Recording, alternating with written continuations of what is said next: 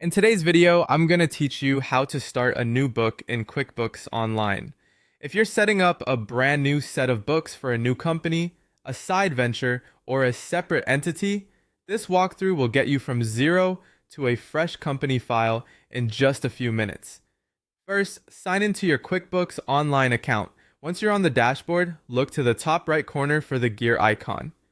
That gear is your settings menu, and it's where you manage account level options.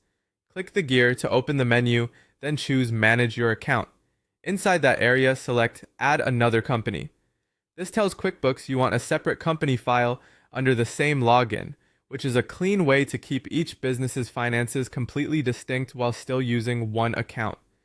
Next, click Add Company. QuickBooks will redirect you to the plan selection page. Here, pick the subscription that fits the needs of this new company. Think about factors like how many users you'll need, whether you manage inventory, if you track projects, billable time, or need advanced reporting. If you're unsure, you can start with a plan that covers today's essentials. You can usually upgrade later as your needs grow. Keep an eye on monthly versus annual billing and any available promotions so you lock in the best value for your situation. After selecting a plan, you'll be prompted to enter the new business details. Fill in the business name as you want it to appear on invoices and reports.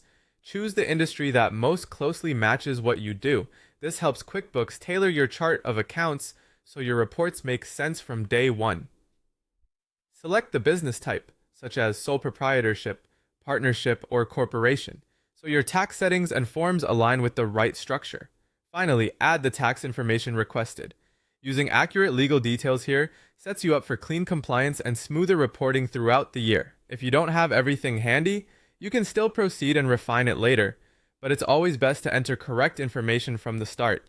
When everything looks good, click Create Company. QuickBooks will build your new company file and open its own dashboard. That's it. You now have a brand new book ready to go.